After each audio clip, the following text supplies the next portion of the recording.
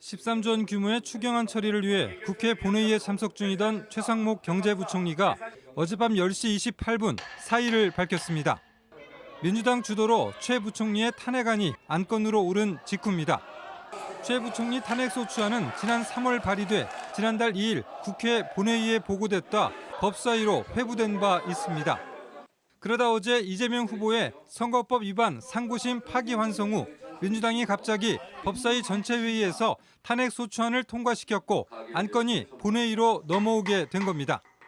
한덕수 대통령 권한대행은 본회의 표결 직전 최 부총리의 사표를 수리했습니다.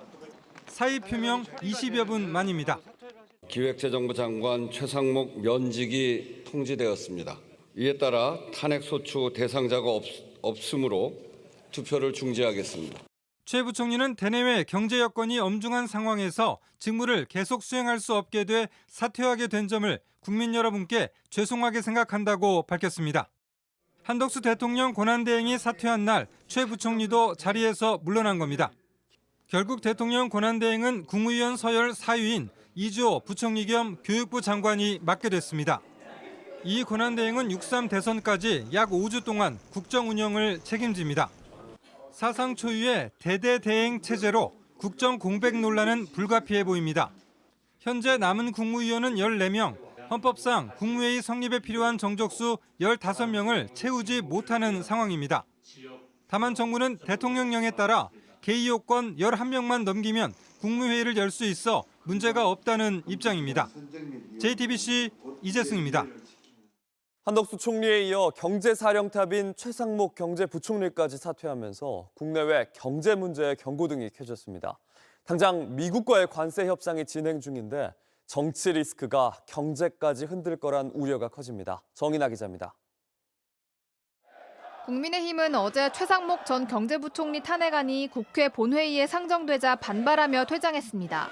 정치 탄핵, 국정마비, 이재명 세력 사죄하라! 사죄하라! 사죄하라! 사죄하라! 이어 긴급 의총을 열고 통상 대응 방안 등을 논의하겠다고 했습니다.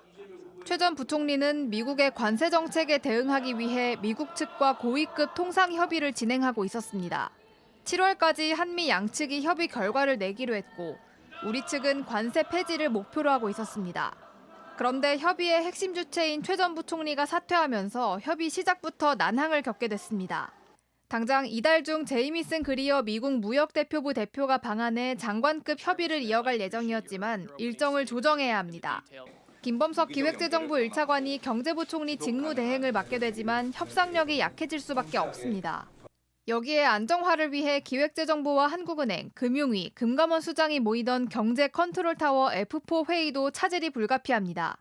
결국 사상 초유의 대대대행 체제로 국내 정치적 불확실성이 커지면서 대외 신용도에도 충격을 줄 수 있습니다.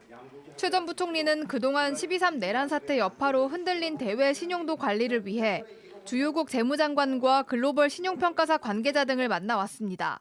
신용평가사들이 정치적 안정성을 중요 요소로 고려한다는 점에서 신용등급이 흔들릴 가능성이 커진 겁니다.